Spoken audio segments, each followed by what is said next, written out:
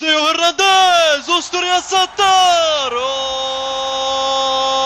الهدف الاول، هدف اول مباغت في بداية المباراة لصالح المنتخب الفرنسي عن طريق تيو هرنانديز.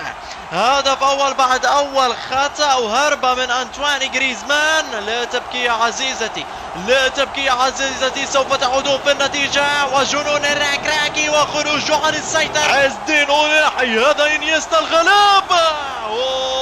تصويبة رائعة من عز الدين أوناحي، يتصدى لها هيرجر لوريس. لا لا لا لا لا، استر يا ستار، استر يا ستار. يا محتاجين الدكتور قلب اسرع وقت. شنو كرة عند الدفاعات المغربية، يعيد الى الحارس ياسين بونو. ياسين بونو يلعب في النار. يا البنات العربية تحطم عينه عليه لهذا البونو.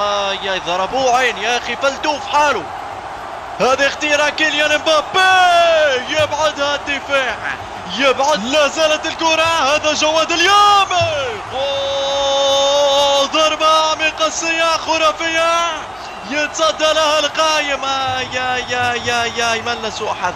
هذه كرة تستحق هدف، من اعصاب. الكرة توصل عند كيليان مبابي، هذا طار، هذا طار، مش هرب. هذه ما قدرش نقول لك اهرب، لكن قال له مرابط لا والفلاح.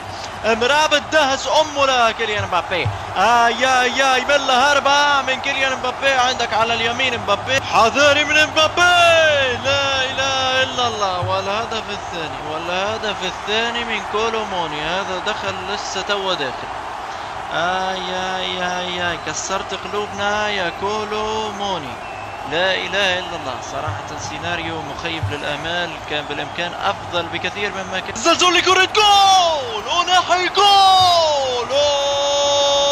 كيف ضاعت يا حمد الله. الكرة ترفض الدخول يا اخي، ترفض الدخول. والله بدهاش تدخل. والله لا يجب أن نحزن، بالعكس نرفع رؤوسنا ونفتخر بهذا الإنجاز الرائع. بالفعل طبعا كانت الطموح عالية، والمشوار الذي مرق فيه هذا المنتخب المغربي هو كان المشوار الأقوى في كل المنتخبات اللي وصلت في نصف نهائي. وصلوا عن جدارة واستحقاق، عن جماهير رائعة.